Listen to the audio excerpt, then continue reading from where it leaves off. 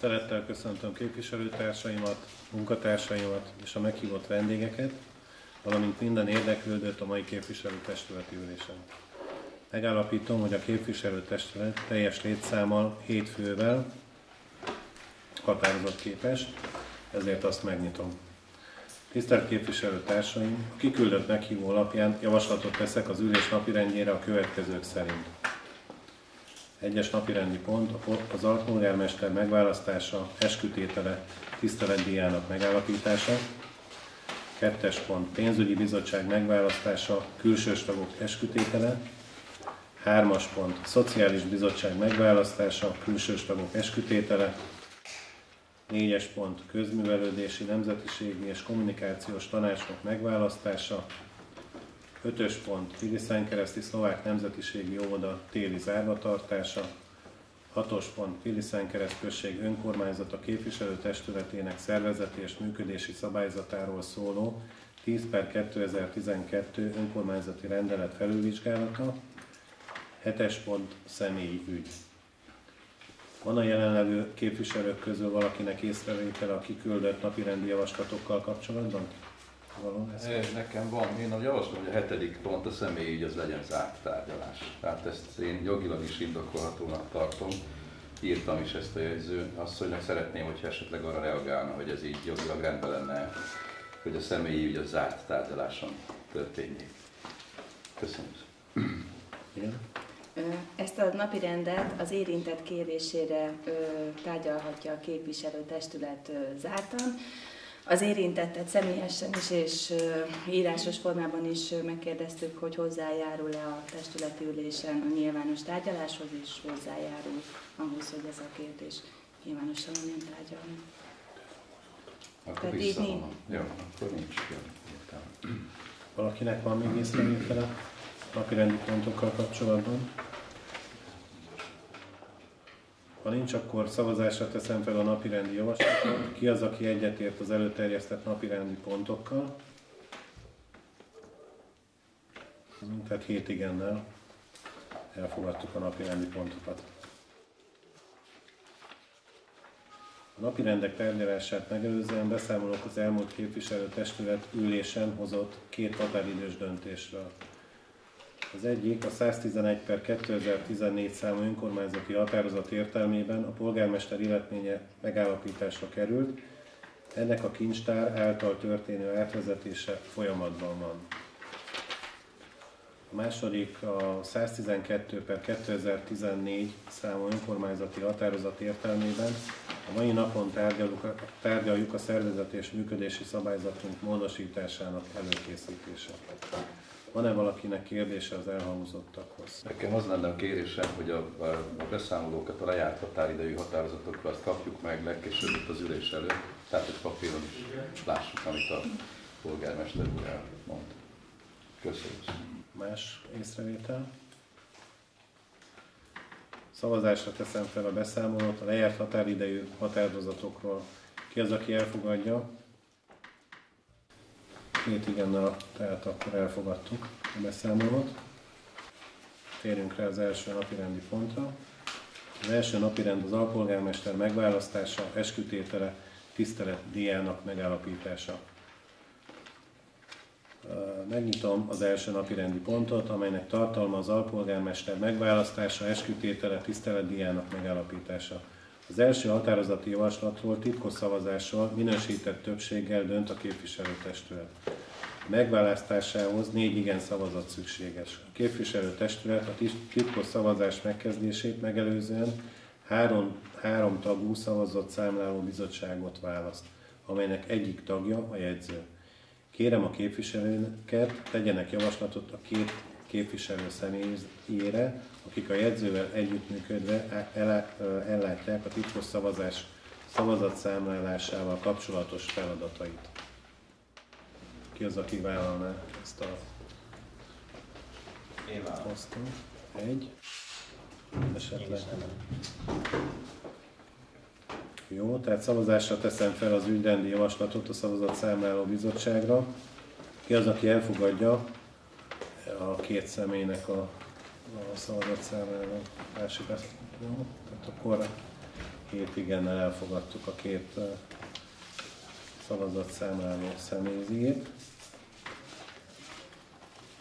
Tehát akkor a szavazatszámlálási feladatokra Galda Levente és Mikusik Róbert lett kijelölve, Baranyák Szilvia jegyző mellett. Az egyik, tehát a mostani alpolgármester megválasztása napirendi pontra az alpolgármester személyére Orosházy Gézát javasoltam erre a tisztségre. Úgy gondolom, hogy az államigazgatásban szerzett tapasztalataival sokat tehet a településünkért. Szempont volt a javaslatom beterjesztésekor, hogy a képviselő kapta a legtöbb szavazatot a választásokon, továbbá rendszeres munkakapcsolat fenntartása sem okoz problémát, ez az elmúlt időszakban kiderült. Mivel már nyugdíjas, tehát ideje is engedi ennek a feladat ellátását. A feladatok kialakítása még nem teljes. Orosházy úrnak feltétele volt ahhoz, hogy elfogadja ezt a posztot, hogy hát egyetlen kikötése volt, hogy kizárólag akkor vállalja ezt a tisztséget. Ez a megbízatás nem formális lesz, hanem valódi munkavégzést akar. Tehát az alpolgármesteri feladatai közé a teljesség igénye nélkül a következőket kívánom megemlíteni. Tehát elsősorban a közbiztonsági kérdésekben szakmai segítségnyújtás, döntés előkészítés.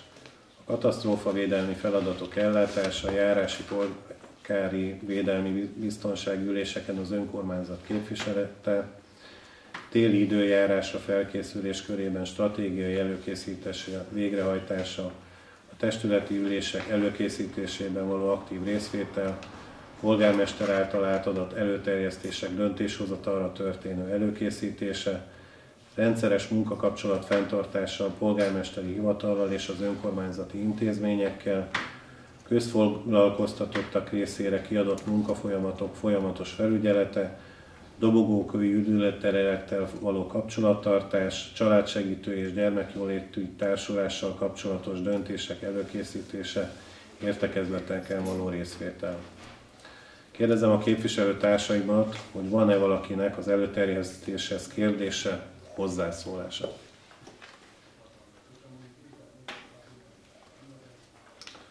Akkor kérném a szavazatszámláló bizottságot, hogy a titkos szavazást bonyolítsa le.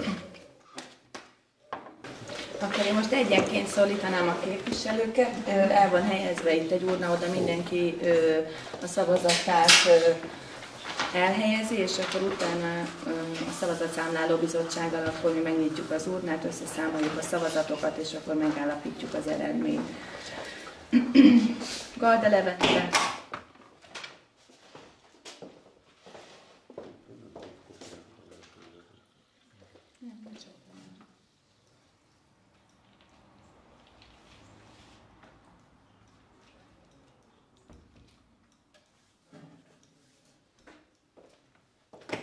Való László.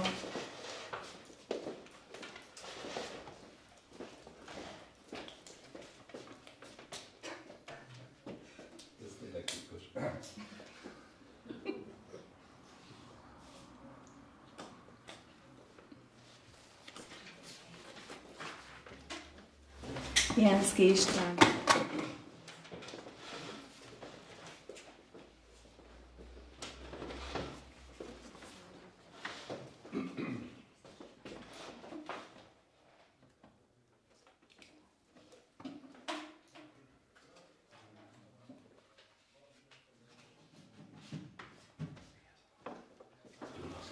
Mikusik Gábor.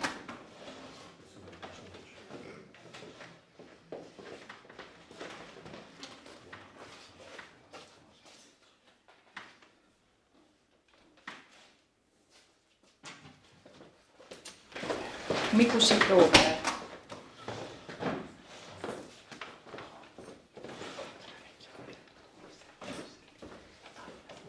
Orosházy Géza.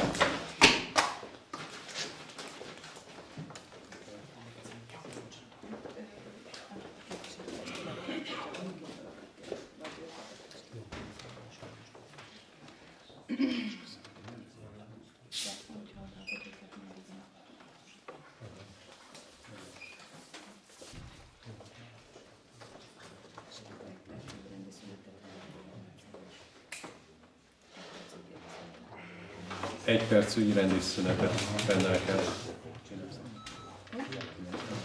Ja, bocsánat. A polgármester kifelejtettem. Keller Márton. Neki is. Az Ubi már benne volt. Hogy? Most még leg.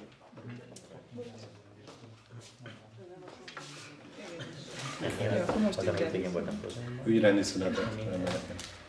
Jöttek?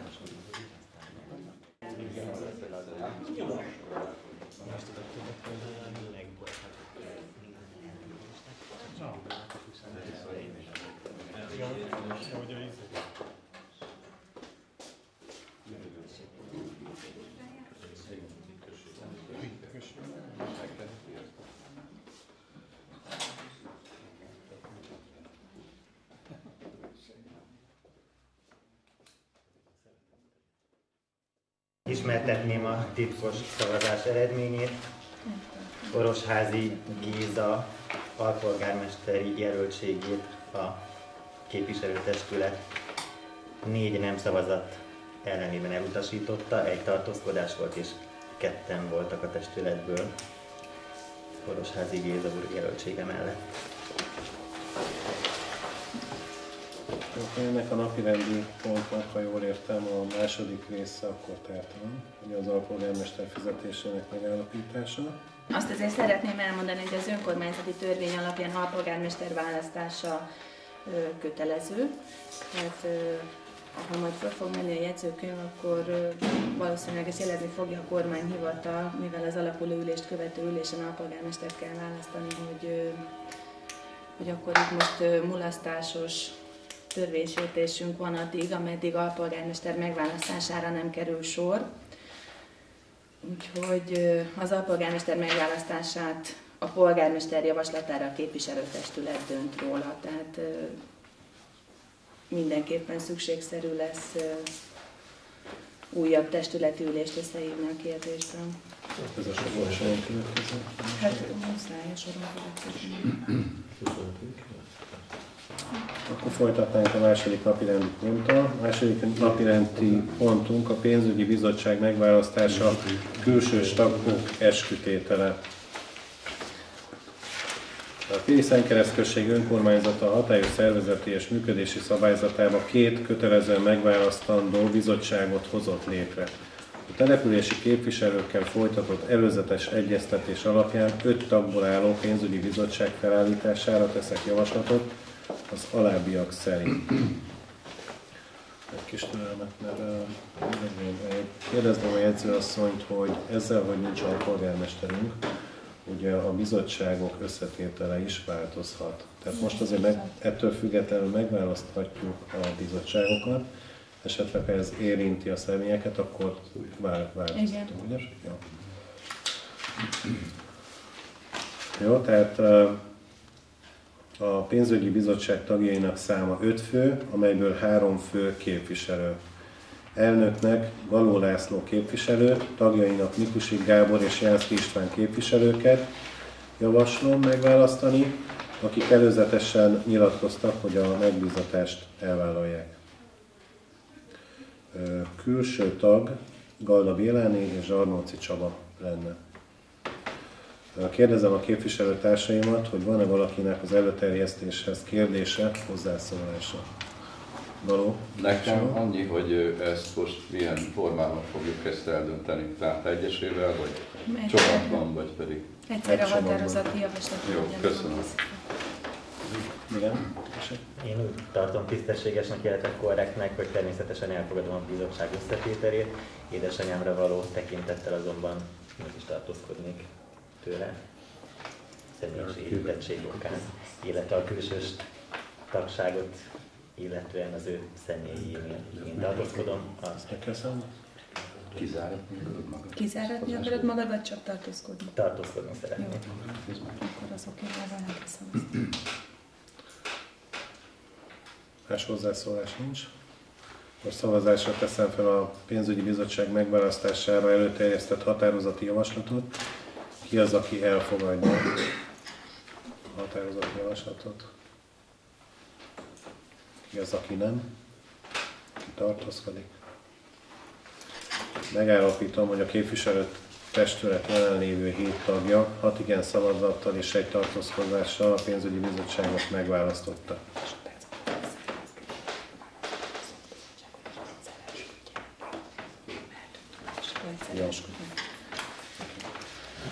A harmadik napi rendi pont a Szociális Bizottság megválasztása, külsős tagok eskütétele. Sziget-Szentkeresztőség önkormányzata a hatályos szervezeti és működési szabályzatába nevesíti a Szociális Bizottságot, mint kötelezően megválasztandó bizottságot. A települési képviselőkkel folytatott előzetes egyeztetés alapján 3 tagból álló Szociális Bizottság felállítására teszek javaslatot az alábbiak szerint.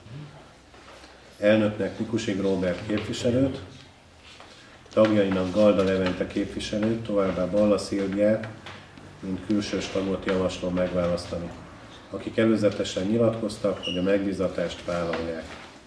Kérdezem a képviselő társaimat, hogy van-e valakinek az előterjesztéshez kérdése, hozzászólása. Ha nincs, akkor szavazásra teszem fel a Szociális Bizottság megválasztására előterjesztett határozati javaslatot. Ki az, aki elfogadja? Igen. Megállapítom, hogy a képviselőtestület jelenlévő 7 tagja 7 igen szavazattal a Szociális Bizottságot megválasztotta.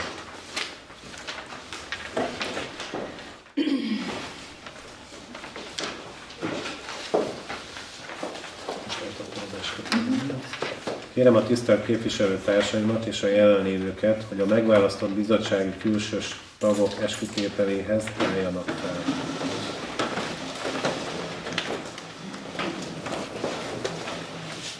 Akkor előolvasom az esküszöveget, és akkor kérem mindenkit, hogy a tisztségnél mindenki a megválasztott tisztsége szerint nyilatkozom, tehát aki pénzügyi bizottsági tag, az pénzügyi bizottságként, aki szociális bizottsági tag, a szociális bizottsági tagként. Én becsületemre és lelkiismeretemre fogadom, hogy Magyarországhoz és annak alaptörvényéhez hű leszek. Jogszabályit megtartom és másokkal is megtartatom.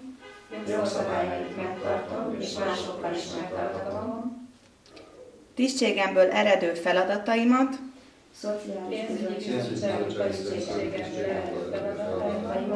Pilisentkereszt fejlődésének előmozdítása érdekében lelkiismeretesen teljesítem.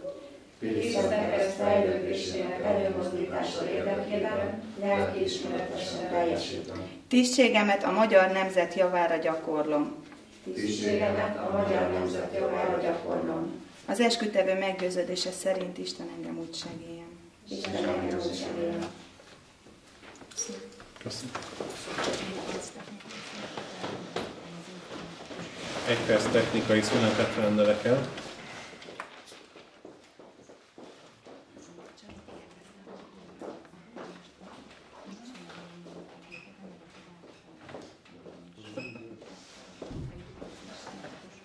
Megnyitom a 4. napi rendi pontot, melynek tartalma a Közművelődési Nemzetiségi és Kommunikációs Tanácsnok megválasztása.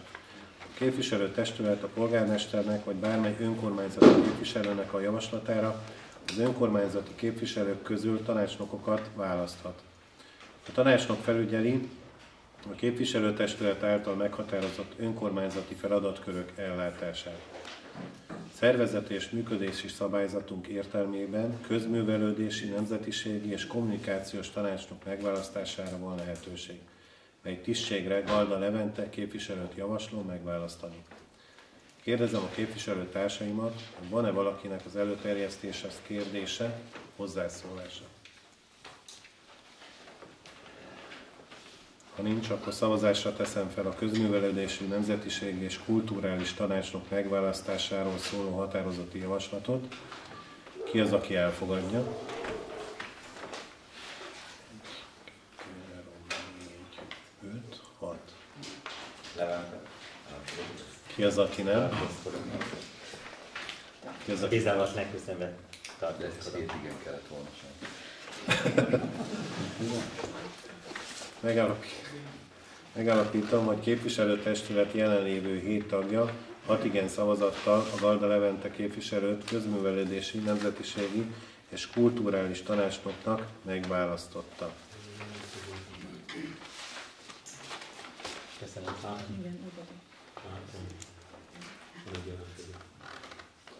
Tessék? Igen, kapva. Igen? Valami tájékoztatást kaphatnánk arról, hogy a tanácsnok milyen feladatokkal lesznek bízva és mi az, amit egy isztulásnak, illetve amiben beleköthet, illetve amiben egyáltalán. Természetesen.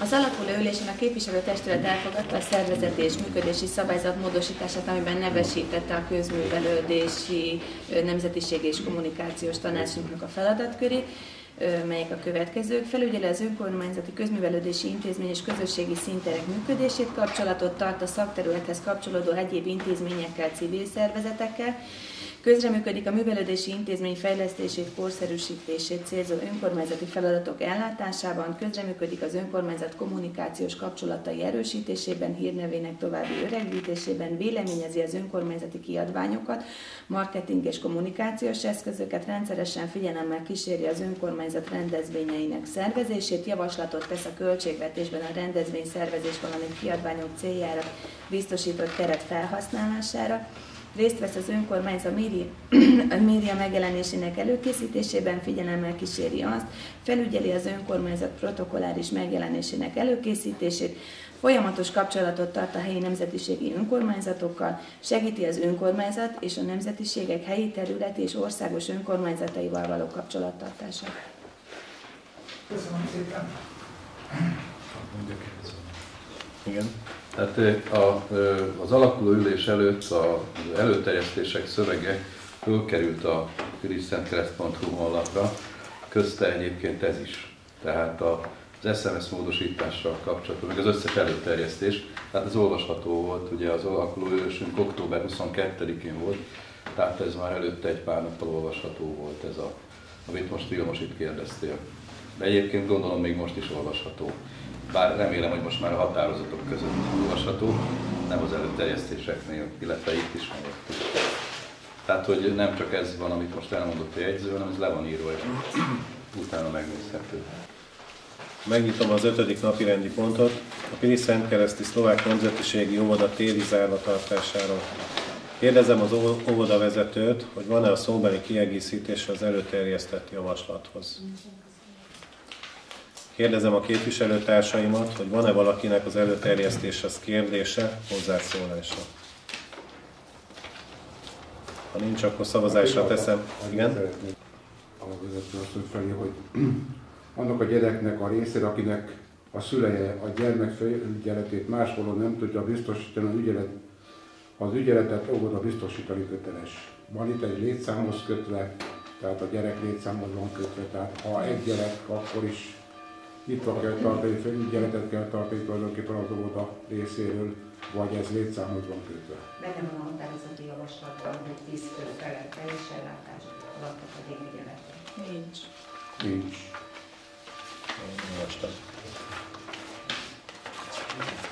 Nincs benne.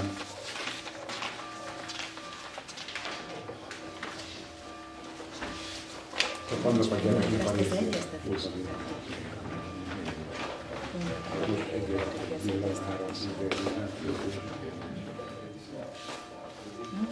Felolvasom akkor a határozati javaslatot. Képviselőtestet gazdasági okokat figyelembe véve elrendeli, hogy az óvoda 2014. december 22-től 2014. december 31-ig zárva tartson annak a gyereknek a részére, akinek a szülője a gyermek felügyeletét más módon nem tudja biztosítani, az ügyeletet az óvoda biztosítani köteles. Az óvodavezető a zárvatartásról minden szülőt értesítsen. Igény esetén az ügyeletet szervezze meg, a gyermekek részére teljes ellátást kell biztosítani. Határidő a szülők tájékoztatására 2014. december 12. felelős óvodavezető. Tehát nincs.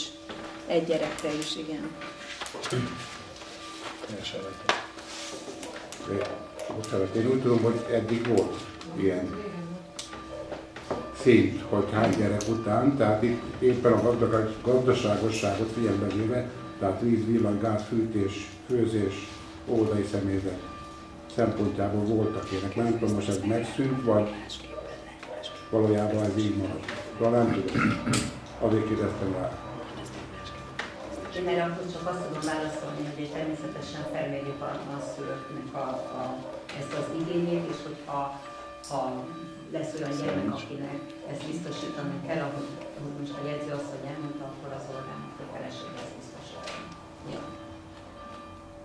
Így van? Így van. Na most akkor még egy kérdés. Ezt most mi döntjük el, hogy így legyen, vagy pedig milyen szabályozás dönti ezt el? Tehát az önkormányzat fenntartóként mondhatja azt, hogy 5 gyerek, 10 gyerek, 25 gyerek, vagy 1 gyerek, vagy ez, ami itt, hogy tényleg itt minimum 1 gyerekről van szó, vagy pedig ezt, erre milyen szabályozás érvényes? Az eddigiekben ugye úgy működött, hogy 10 fő gyerek alatt... Nem, tehát az ügyeletet azt tartani kell 1 gyereknél is. Az eddigi határozat az úgy szólt, hogy 10 fő felett biztosított az óvoda csak teljes ellátást, 10 fő alatt kizárólag a gyerekeknek a felügyeletét biztosította, és most úgy került a határozati javaslat előterjesztésre, a polgármester úr, az óvoda vezető és jó magam egyeztettem, illetve Orosházi Géza képviselő úr az óvoda vezetővel, amikor felhozta ezt az előterjesztést, hogy ha 10 fő alatt is van a gyereklétszám, akkor az óvoda meg tudja oldani azt, hogy a gyerekek részére a kiigényli teljes ellátást biztosítson, nem feltétlenül az óvodai konyhának az igénybevételével, de bármilyen más módon is. És ez nem kerül akkor a többlet kiadásba, hogyha 10 fő alatti gyerekeknek is gondoskodni kell az ellátásra. Tehát az óvodai konyhát nem kell beindítani, mert 10 fő alatt sem. Ja.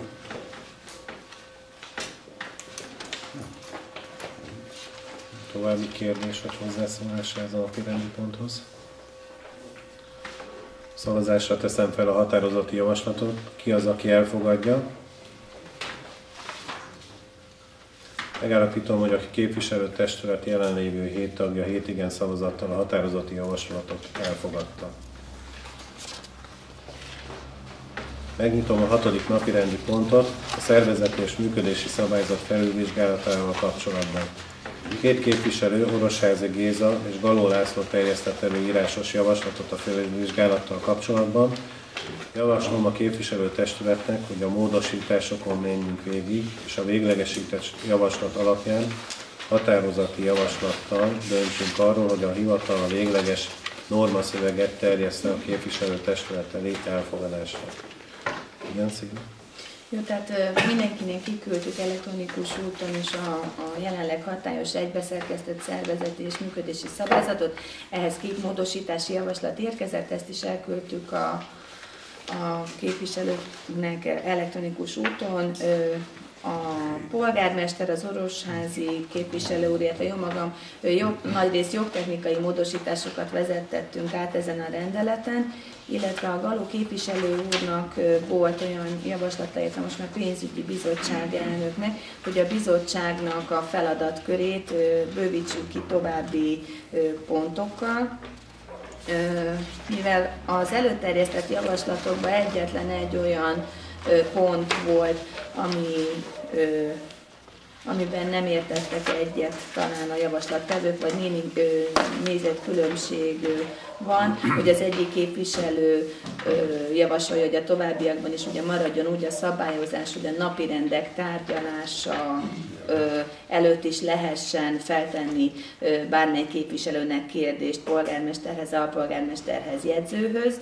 A másik javaslat alapján ez a napirendek végére került volna a meghívott jelenlévő vendégek miatt, ezért ezt az egy pontot úgy fogjuk előkészíteni, hogy 2 variáció lesz benne, és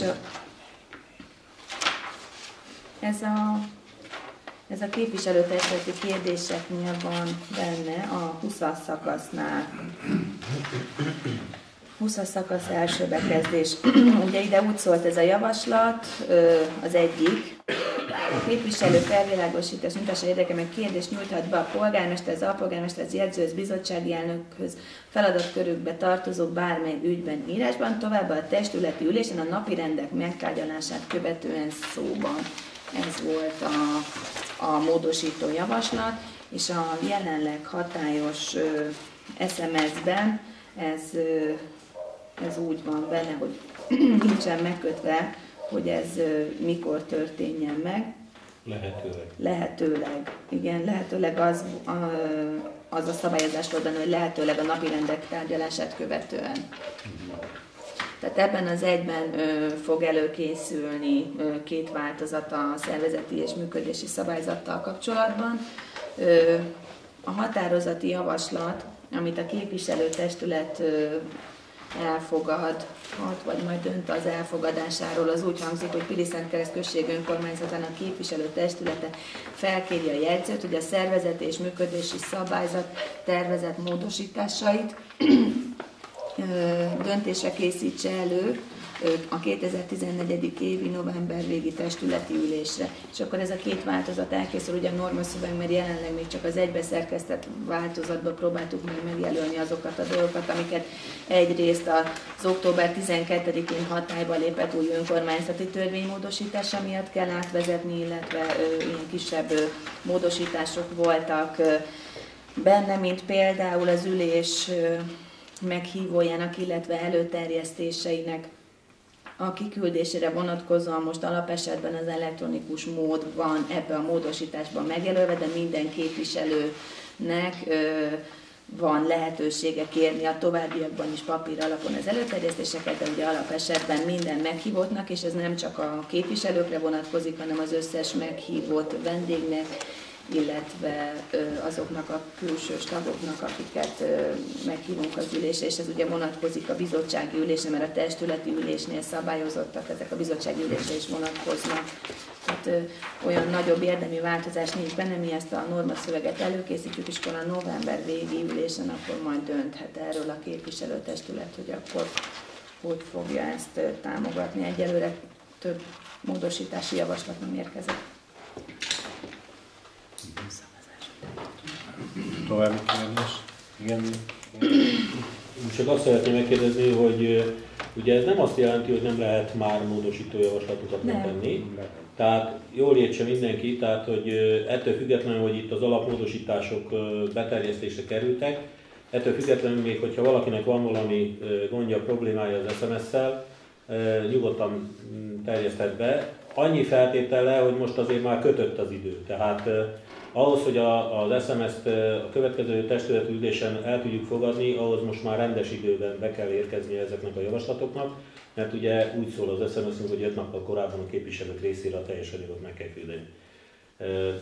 Alaposan gondolja meg mindenki, és aki valamilyen óhajjal, sóhajjal, panaszbeadvány, egyéb nyalánkságokkal szeretne az SMS-hez hozzájárulni, az most tegye meg, mert 5 éven keresztül ez lesz a kenyerünk. Ezt nem azt mondom, hogy nem lehet módosítani, de azért jobb lenne egy alap, normálisan felállított SMS alapján dolgozni. Köszönöm szépen. Orbán? A Szilvivel tegnap előtt beszéltünk, és azt mondta, hogy a régi SMS-ben nem volt benne a nemzetiségi tanácsnak a megbízatás, hogy az újban benne lesz. Most ha az új SMS-t még nem fogadták el, akkor minek alapján lett az SMS megválasztva? Tanács. Igen, tehát ez most a következő SMS módosítás tervezet. A képviselőtestület az alakuló ülésén elfogadott egy rendelettervezetet, és ez már ugye hatályba is lépett, be is épült az alapnorma szövegbe, akkor fogadta el a tanácsnoki pozíciót, illetve akkor szabályozta a tanácsnoki feladatköröket. Ez már most hatályos, ami jelenleg benn van most a testület előtt, ezek egyéb módosítások, nem a tanácsnoki kérdés, tehát ez már hatályos volt most is. Köszönöm. További kérdés, hozzászólás? Szavazásra teszem fel a határozati javaslatot. Ki az, aki elfogadja? Megállapítom, hogy a képviselőtestület jelenlévő 7 tagja 7 igen szavazattal a határozati javaslatot elfogadta.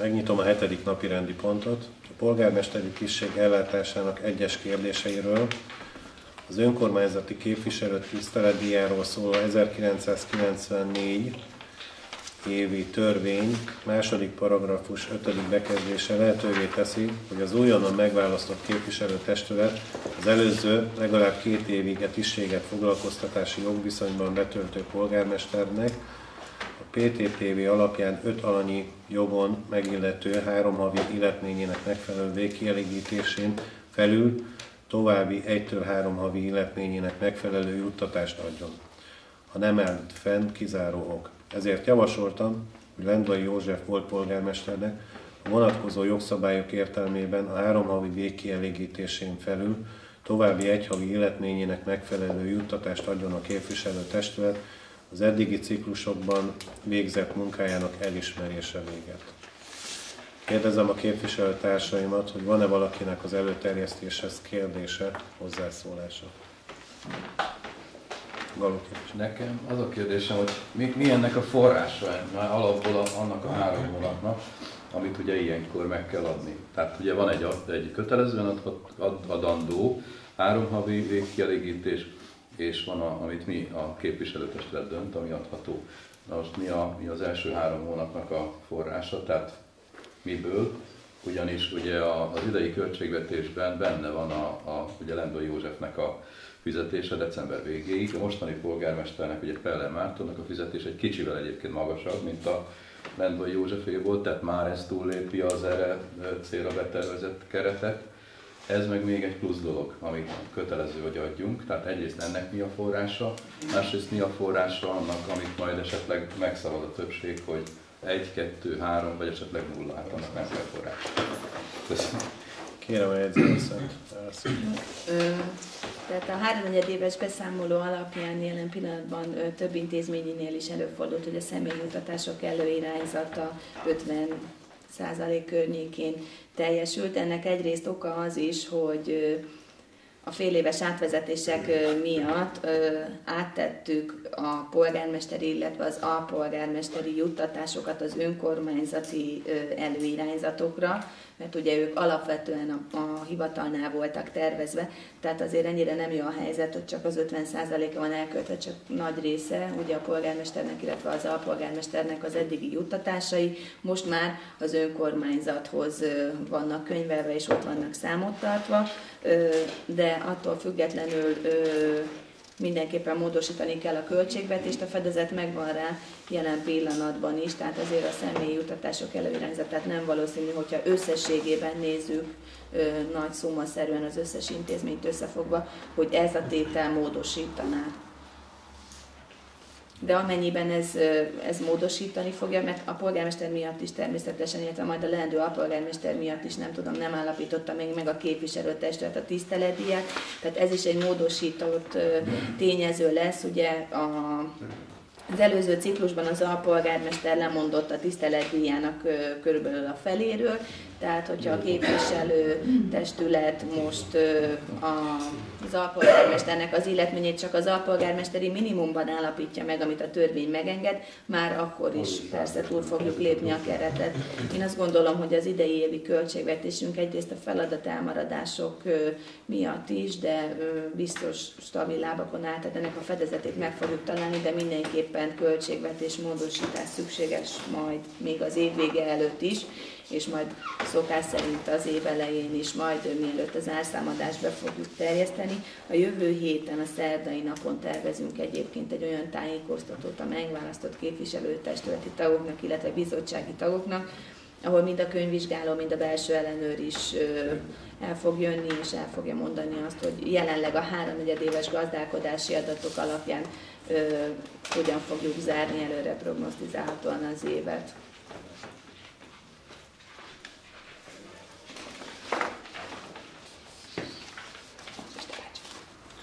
Igen? Még annyit szeretnék én megkérdezni, illetve információként a volt polgármesternek a szabadságnak a megváltása, hogy zajlik, milyen formában, hogy számolják és mennyi nap, ez mennyi összeg, tulajdonképpen, ami szintén mondom, ugye kifizetésre kell, hogy kerüljön. ezzel kapcsolatban szeretnék információt.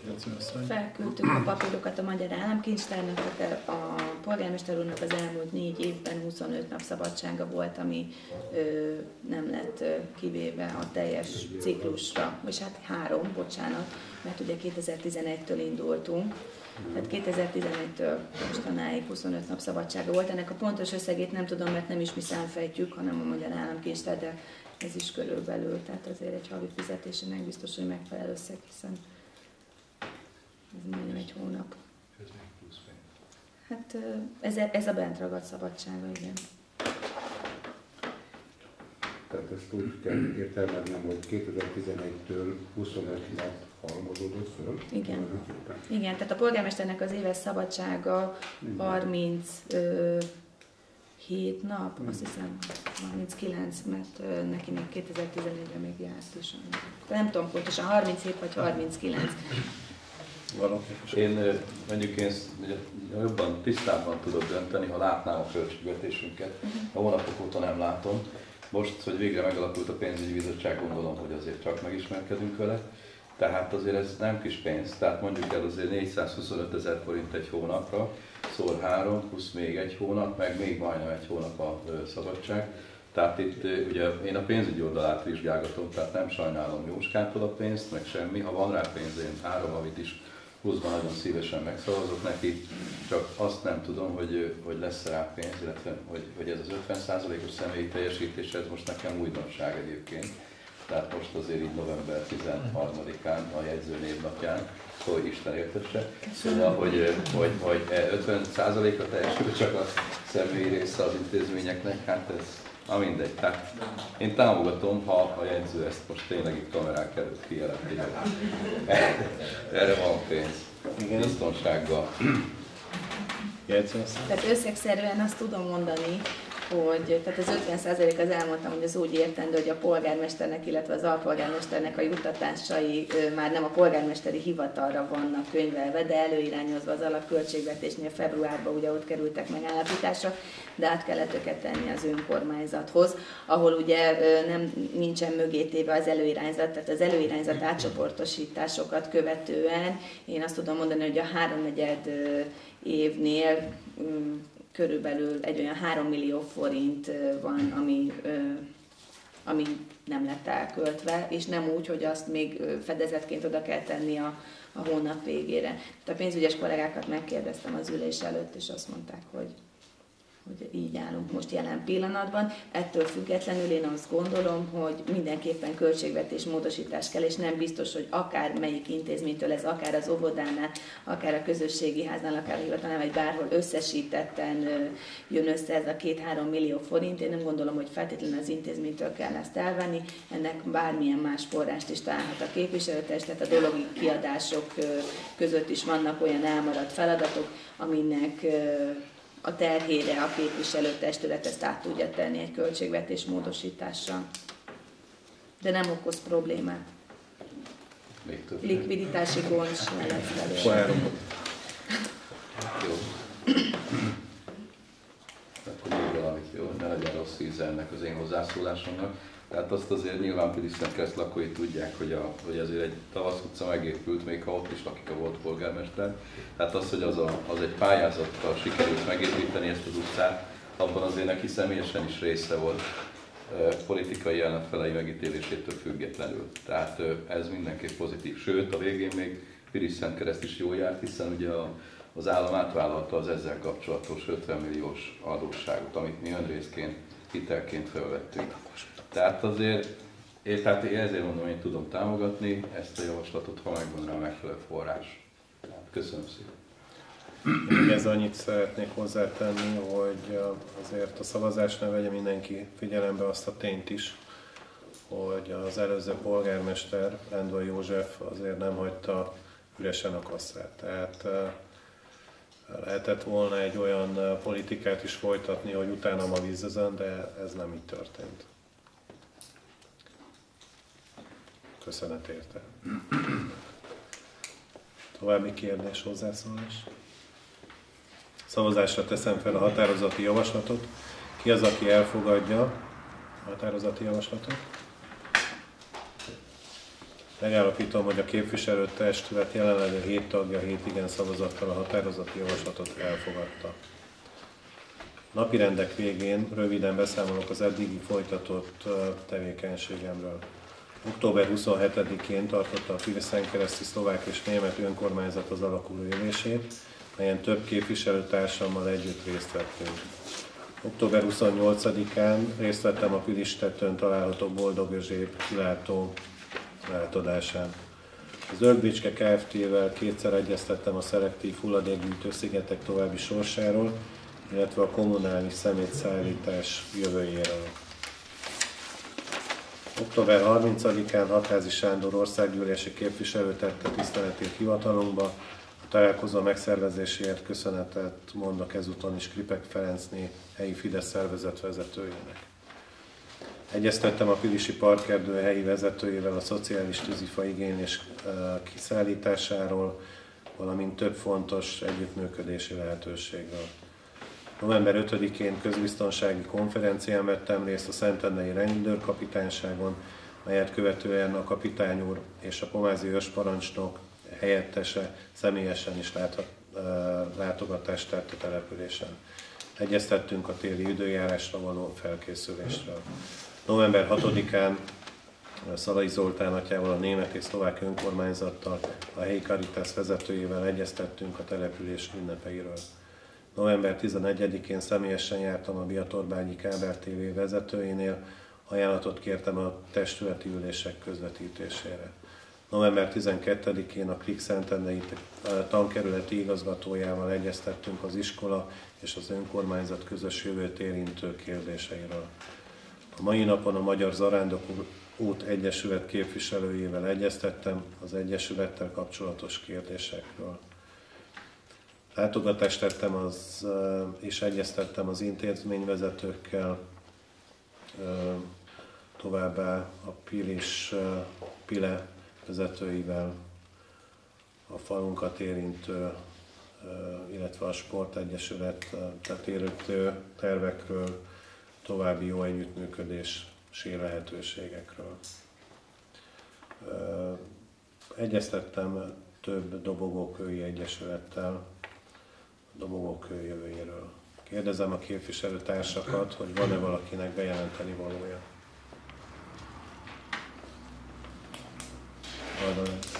Én még ehhez szeretném hozzáfűzni, hogy nagy megtiszteltetés számunkra, hogy a polgármester úr elvállalta fővédnökként a vasárnapi rendezvényünkön való erkölcsi támogatásunkat, ugyanis a Pilisen-kereszti Kulturális Egyesület, az Országos Szlovák Önkormányzat Közművelési Központja, valamint a Kóta, Országos Magyar Kórus Szövetség egy szakmai továbbképző szemináriumot szervez 11 órától délután 4-ig, Pilisen-kereszten a Pilisi Szlovákok Központjában. A szakmai konferencia célja az országban működő szlovák nemzetiségi hagyományőrző népzeni együtteseknek a felkészítése a művészeti irányítás mellett. Dr. Alföldi Borús István, a Magyar Rádió nyugalmazott főzeneigazgatója lesz a konferencia főelőadója. Hollerné Racskó Erzsébet, az Országos Szlovák Önkormányzat elnöke, illetve Gabriel Húshegyi úr, a Szlovák Intézet igazgatója fogják megnyitni a kiállítást, ugyanis egy acsai szlovák múltról, a helyi nemzetiség életéről szóló kiállítási anyaggal készülünk, továbbá majd az ország minden pontjáról érkező kedves vendégeket szeretnénk ide a helyi tájházba is invitálni. Köszönöm szépen. Tisztelettel megköszönöm a mai részvételt. Tisztelt képviselőtestület, tisztelt megjelentek, több napirend nem lévén. A képviselőtestületi ülést ezennel lezárom. Köszönöm.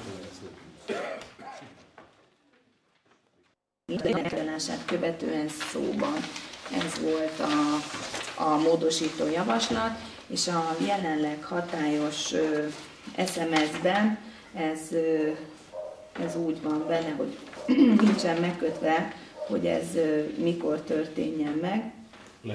Lehetőleg. Igen, lehetőleg az a szabályozás volt benne, hogy lehetőleg a napirendek tárgyalását követően.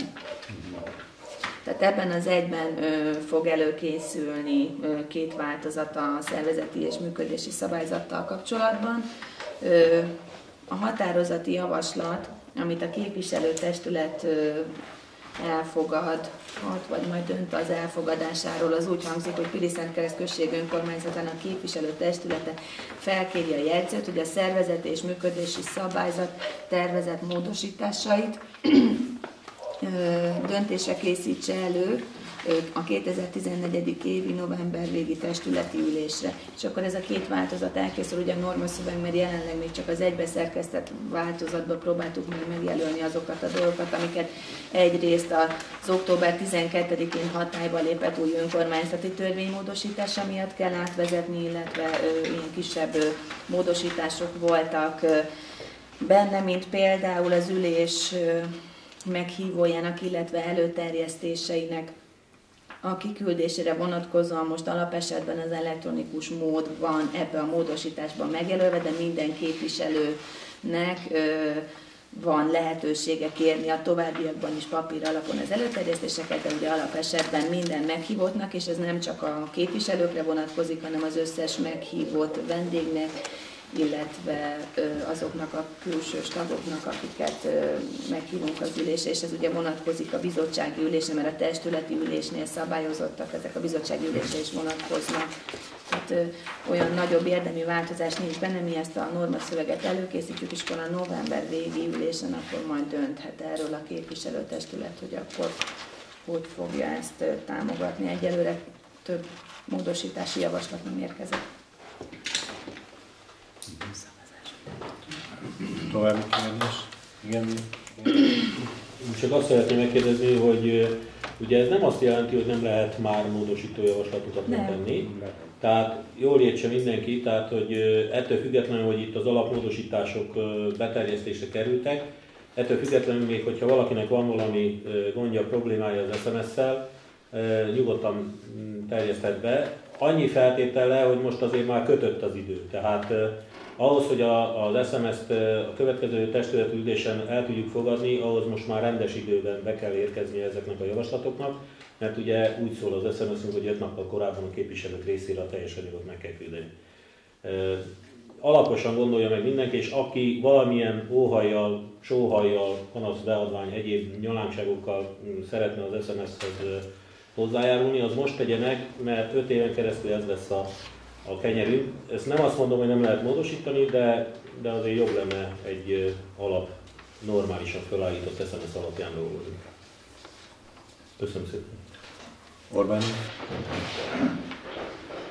A Szilvivel tegnap előtt beszéltünk, és azt mondta, hogy a régi SMS-ben nem volt benne a Nemzetiségi Tanácsnak a megbízatás, hogy az újban benne lesz. Most ha az új SMS-t még nem fogadták el, akkor minek alapján lett az SMS-t megválasztva?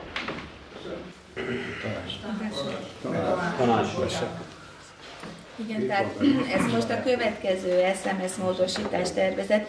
A képviselőtestület az alakuló ülésén elfogadott egy rendelettervezetet, és ez már ugye hatályba is lépett, be is épült az alapnorma szövegbe, akkor fogadta el a tanácsnoki pozíciót, illetve akkor szabályozta a tanácsnoki feladatköröket. Ez már most hatályos, ami jelenleg benn van most a testület előtt, ezek egyéb módosítások, nem a tanácsnoki kérdés. Tehát ez már hatályos volt most is. Köszönöm. További kérdés, hozzászólás? Szavazásra teszem fel a határozati javaslatot. Ki az, aki elfogadja? Megállapítom, hogy a képviselőtestület jelenlévő 7 tagja 7 igen szavazattal a határozati javaslatot elfogadta.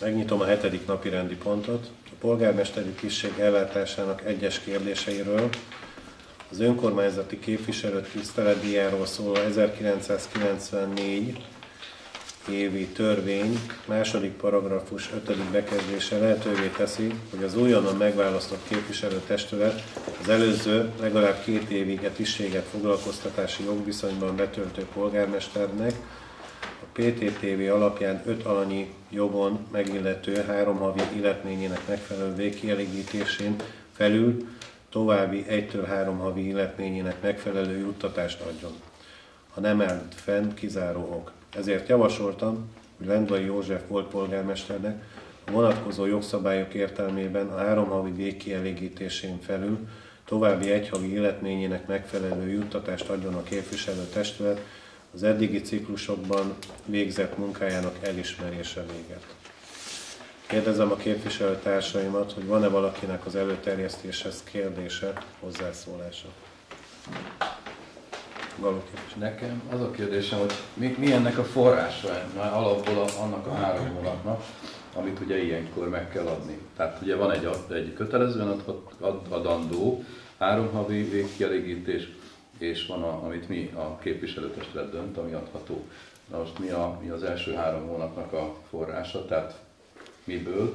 Ugyanis ugye az idei költségvetésben benne van ugye Lendvai Józsefnek a fizetése december végéig, a mostani polgármesternek, ugye Peller Mártonnak a fizetése egy kicsivel egyébként magasabb, mint a Lendvai Józsefé volt, tehát már ez túllépi az erre célra betervezett keretet. Ez meg még egy plusz dolog, amit kötelező, hogy adjunk. Tehát egyrészt ennek mi a forrása, másrészt mi a forrása annak, amit majd esetleg megszavaz a többség, hogy 1, 2, 3 vagy esetleg 0, hát annak nem kell forrás. Köszönöm. Kérem a jegyzőasszonyt.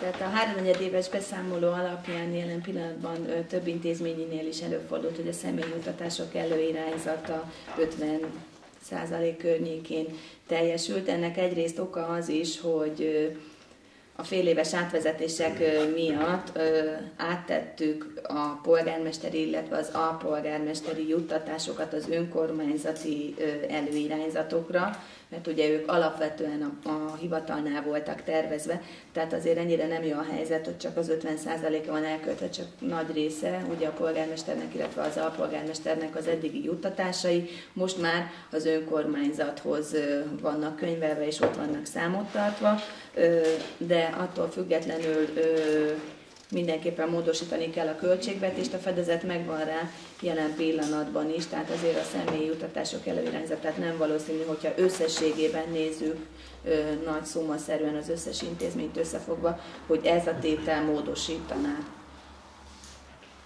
De amennyiben ez módosítani fogja, mert a polgármester miatt is természetesen, illetve majd a leendő alpolgármester miatt is nem állapította még meg a képviselőtestület a tiszteletdíjat, tehát ez is egy módosított tényező lesz, ugye az előző ciklusban az alpolgármester lemondott a tiszteletdíjának körülbelül a feléről, tehát hogyha a képviselőtestület most az alpolgármesternek az illetményét csak az alpolgármesteri minimumban állapítja meg, amit a törvény megenged, már akkor is persze túl fogjuk lépni a keretet. Én azt gondolom, hogy az idei évi költségvetésünk egyrészt a feladat elmaradások miatt is, de biztos stabil lábakon áll, tehát ennek a fedezetét meg fogjuk találni, de mindenképpen költségvetés módosítás szükséges majd még az év vége előtt is, és majd szokás szerint az év elején is, majd mielőtt az árszámadást be fogjuk terjeszteni. A jövő héten, a szerdai napon tervezünk egyébként egy olyan tájékoztatót a megválasztott képviselőtestületi tagoknak, illetve bizottsági tagoknak, ahol mind a könyvvizsgáló, mind a belső ellenőr is el fog jönni, és el fogja mondani azt, hogy jelenleg a 3-4 éves gazdálkodási adatok alapján hogyan fogjuk zárni előre prognosztizálhatóan az évet.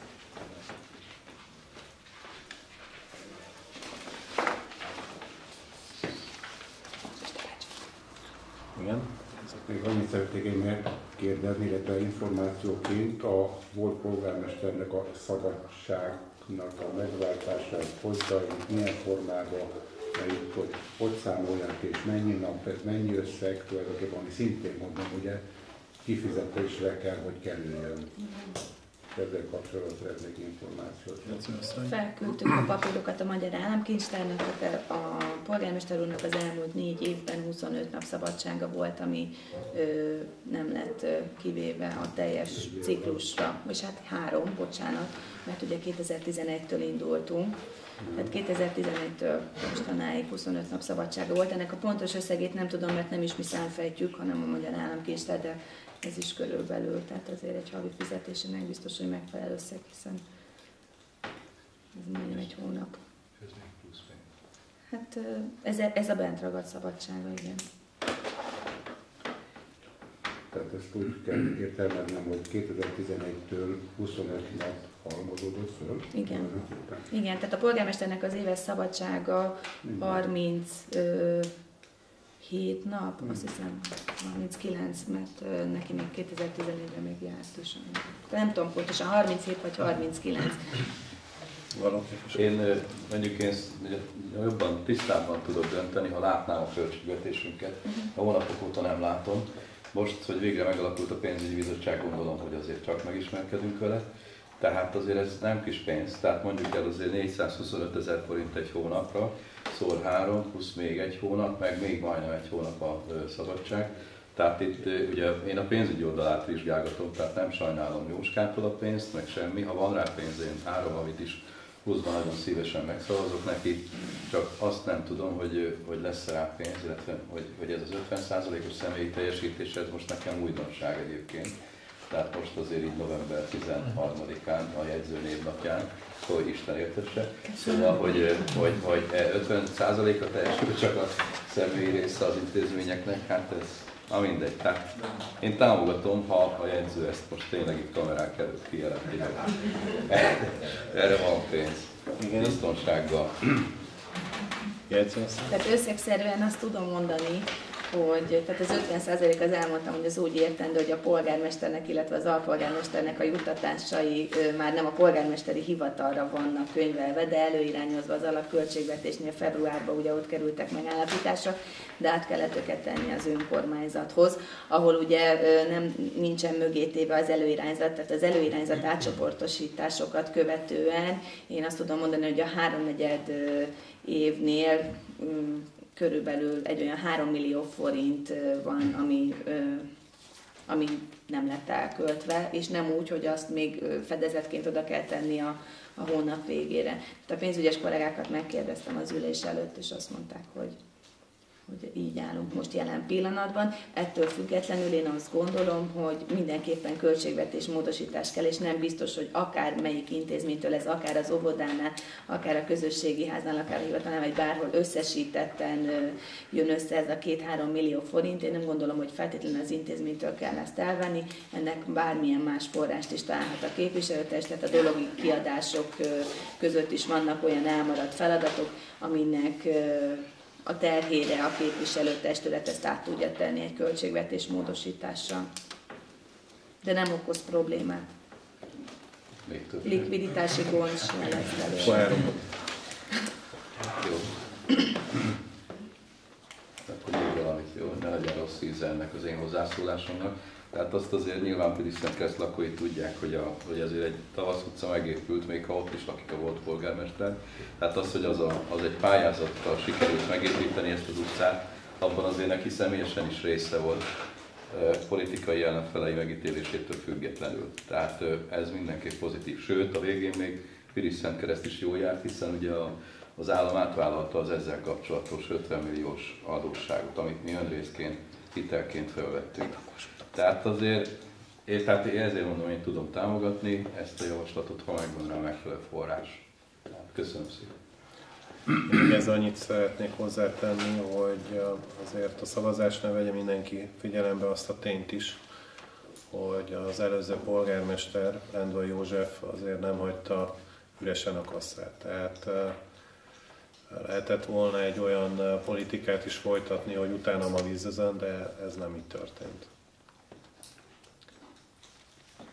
Köszönet érte. További kérdés, hozzászólás? Szavazásra teszem fel a határozati javaslatot.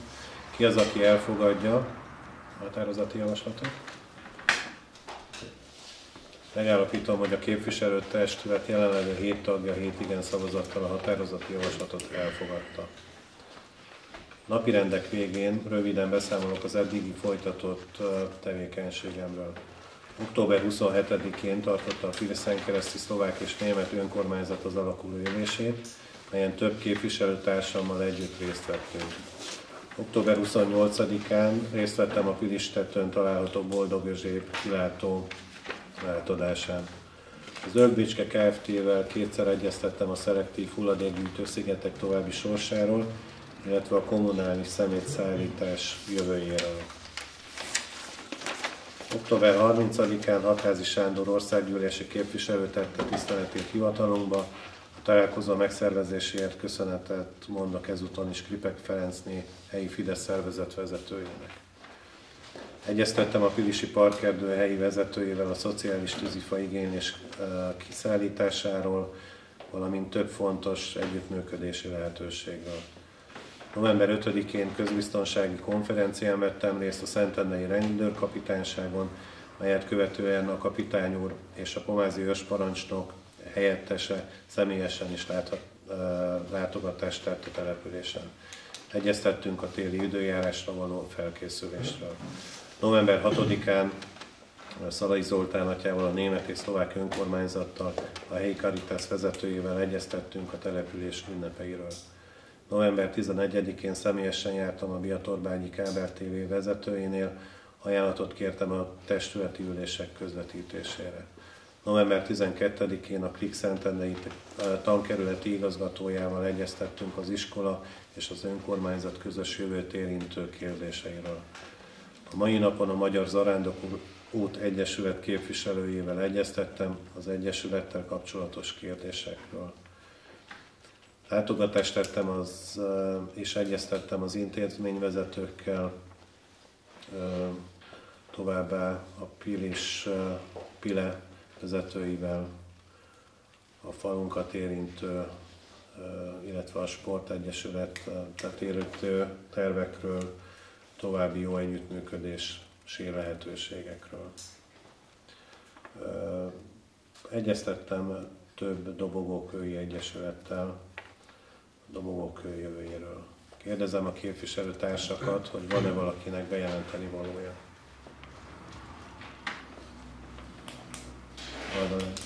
Én még ehhez szeretném hozzáfűzni, hogy nagy megtiszteltetés számunkra, hogy a polgármester úr elvállalta fővédnökként a vasárnapi rendezvényünkön való erkölcsi támogatásunkat, ugyanis a Pilis Szent Keresztért Kulturális Egyesület, az Országos Szlovák Önkormányzat közművelési központja, valamint a Kóta, Országos Magyar Kórus Szövetség egy szakmai továbbképző szemináriumot szervez 11 órától délután 4-ig, Pilis Szent Kereszten a Pilisi Szlovákok központjában. A szakmai konferencia célja az országban működő szlovák nemzetiségi hagyományőrző népzeni együtteseknek a felkészítése a művészeti irányítás mellett. Dr. Alföldi Borús István, a Magyar Rádió nyugalmazott főzeneigazgatója lesz a konferencia főelőadója.